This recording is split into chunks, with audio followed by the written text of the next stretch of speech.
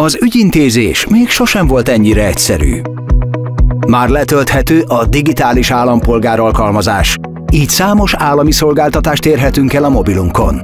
Az Apple és a Google alkalmazásboltjából letölthető digitális állampolgár alkalmazásba több módon regisztrálhatunk.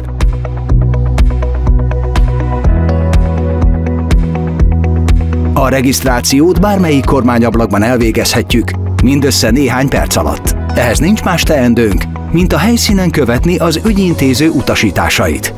Ne felejtsük el magunkkal vinni az okostelefonunkat, amelyre letöltöttük a digitális állampolgár mobil alkalmazást, illetve a személyi igazolványunkat, a jogosítványunkat vagy az útlevelünket.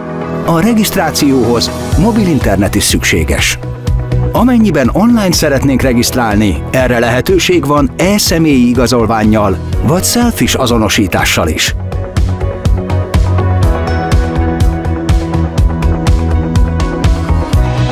Az e-személyi igazolvány esetében fontos, hogy az 2021. június 23-a után kiállított és aktivált legyen.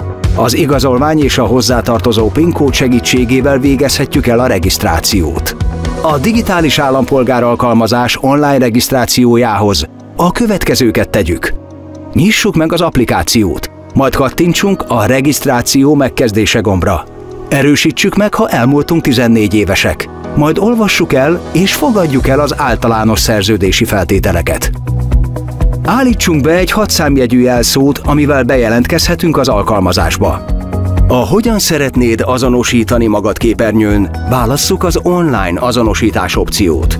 A következő lépésben válasszuk ki, hogy az azonosításhoz milyen okmányt szeretnénk használni. A következő lépésben be kell olvasnunk a telefonunk kamerájával az e-személyi igazolvány hátulját. Koppintsunk a Tovább gombra. Engedélyezzük a kamera használatát az alkalmazás számára a készüléken. Igazítsuk pontosan a keretbe az e-személyi igazolvány hátsó oldalát. A sikeres beolvasást követően adjuk meg az e-személyi igazolvány PIN kódját. Ezután következik az NFC chip beolvasása. Érintsük az e-személyi igazolványt a telefon hátuljához a képen látható módon, és koppintsunk a Tovább gombra. Az NFC chip beolvasása eltarthat néhány másodpercig. Ügyeljünk arra, hogy közben ne mozgassuk a telefont.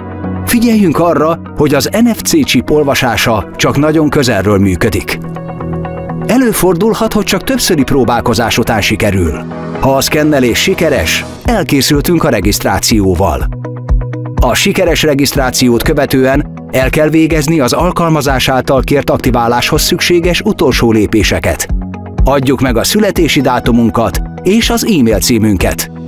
Írjuk be az alkalmazásba a megadott e-mail címre érkező megerősítő kódot. Adjuk meg a mobilszámunkat.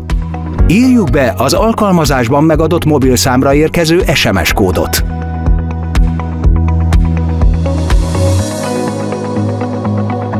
Az e-személyi igazolvány esetében fontos, hogy az 2021. június 23-a után kiállított és aktivált legyen.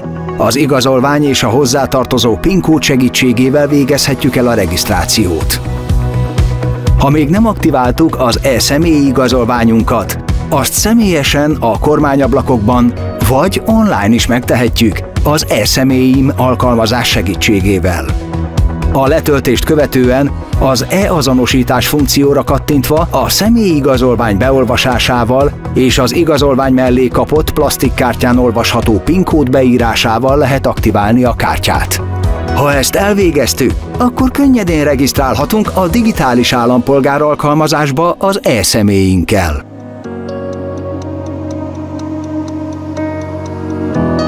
Az Apple és a Google alkalmazásboltjából letölthető digitális állampolgár alkalmazásba már egy új módon is regisztrálhatunk a selfie azonosítás segítségével.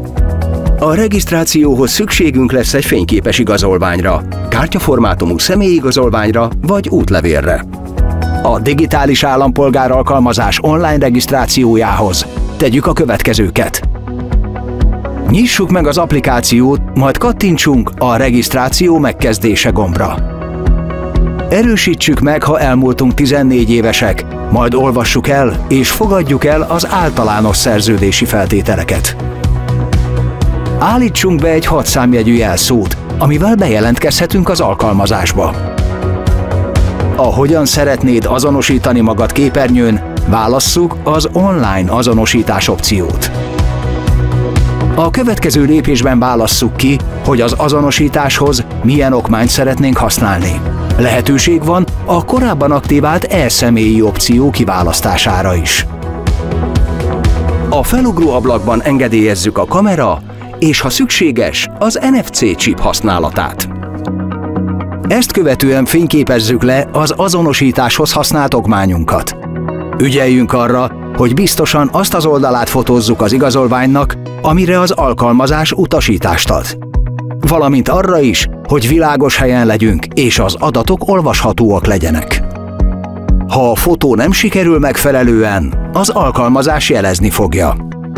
Ezt követően, ha csipes igazolvánnyal rendelkezünk, tegyük a telefont az igazolványra és koppintsunk a beolvasás indítása gombra. Az NFC chip beolvasása eltarthat néhány másodpercig. Beolvasás közben nem mozgassuk a telefont. Az NFC chip olvasása csak nagyon közelről működik. Előfordulhat, hogy csak többszöri próbálkozás után sikerül. Ezután a hologramvizsgálat következik.